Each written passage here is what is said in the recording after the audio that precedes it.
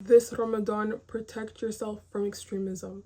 I feel like this is something that a lot of us can fall victim to as Muslims, especially if we went from not practicing to practicing, literally two extremes of the spectrum, especially if you're someone who was a Muslim by name, or maybe just a passive Muslim, not practicing, or literally not Muslim at all, and then all of a sudden you started practicing, becoming Muslim. You can end up falling into extremism. And I believe that this extremism only exists within us because we're putting pressure on ourselves to become this perfect Muslim, to become this Muslim who never makes mistakes, even though we know as humans we make mistakes. Literally, it is in our fitra, it's in our nature to make mistakes.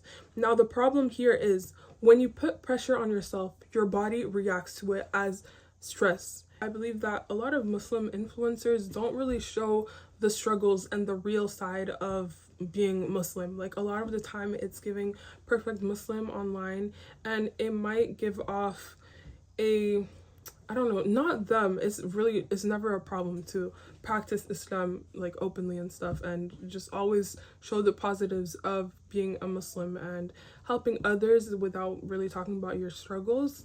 But for the people watching, it might make them feel like they can never get to that point, because obviously we know social media is a highlight reel. Like, it's never really every single part of someone's life. But people who do put pressure on themselves will see those videos and think, wow, I'm so behind, I have so much work to do, and it just builds up the stress. So extremism can happen when someone puts pressure on themselves to become perfect Muslims, and so they make up for it. They do a bunch of ibadah and it consumes their lives. And so when you get overwhelmed with Islam, literally you cut off, like for me, example, when I first started really going back into my deen and learning about Islam for myself, I was cutting everything out of my life that wasn't related to Islam. So all of my social media became Islamic. All of the things what I wore, I started dressing modest, wearing hijab and all that.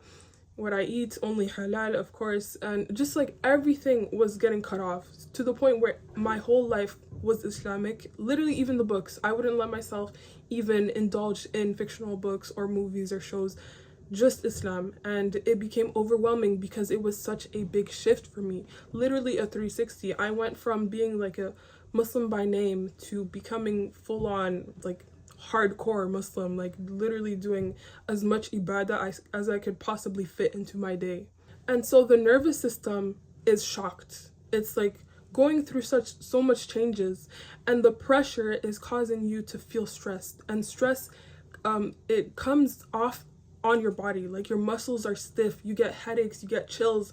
Just thinking about Islam starts to become a stressor for you, and that causes your body to go into fight or flight. Your body is like, okay, I'm stressed for some reason, so I need to do something to fix that, right?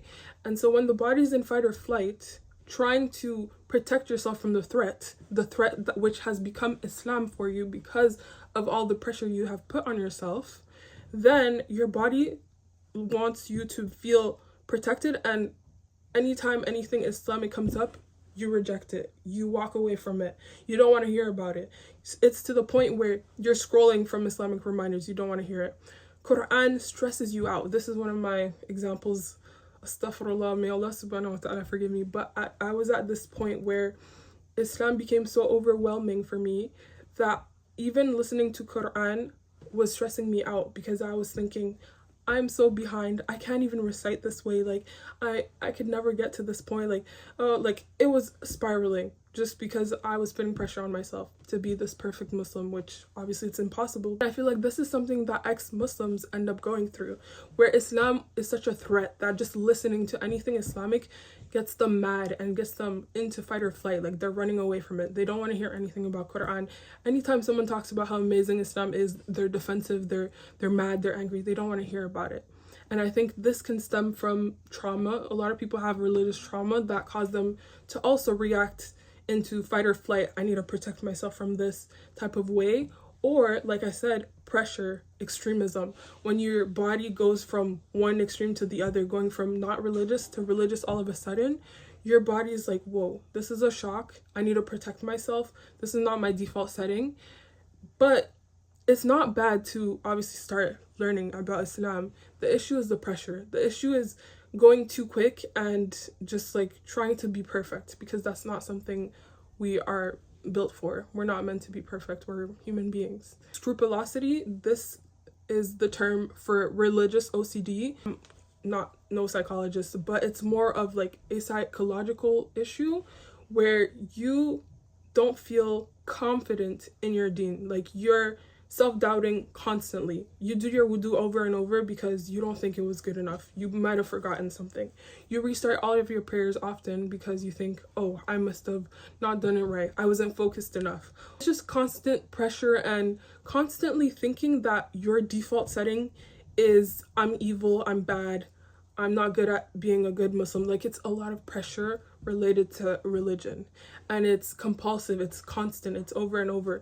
And I think this is more common in Muslims than we think. When it becomes all-consuming and it's constant negative thoughts about your religion, then that's when it becomes religious OCD.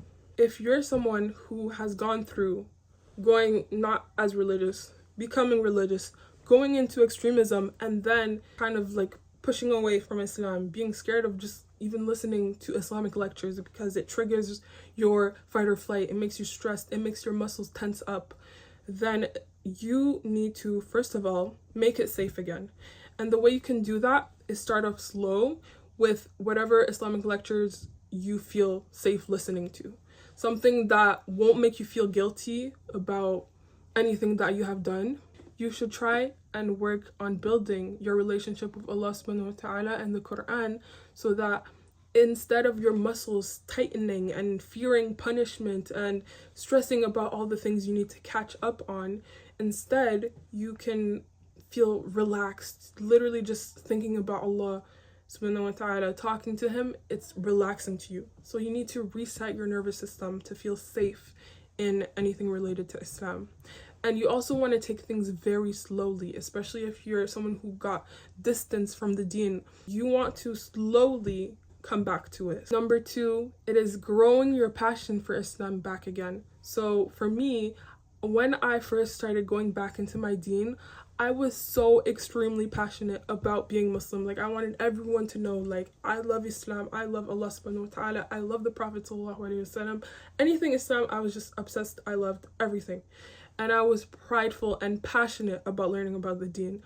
And this is something that you can lose if you get into this like extremism to pushing away the deen and being scared of anything related to Islam. So when you're passionate about something, you want to learn about it, and it doesn't feel like a job anymore. Like, it comes easy to you and there's no more pressure. The pressure just falls off.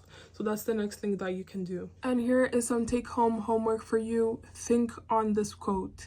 If Allah subhanahu wa ta'ala has forgiven you, why can't you? Instead of constantly going through a loop of guilt and always thinking over and over about your mistakes, try and forgive yourself and give yourself mercy and give yourself husn al-dain. Give yourself benefit of the doubt that you're not deep down evil, you're not ill-intended, you just did a mistake as humans do. So try and forgive yourself.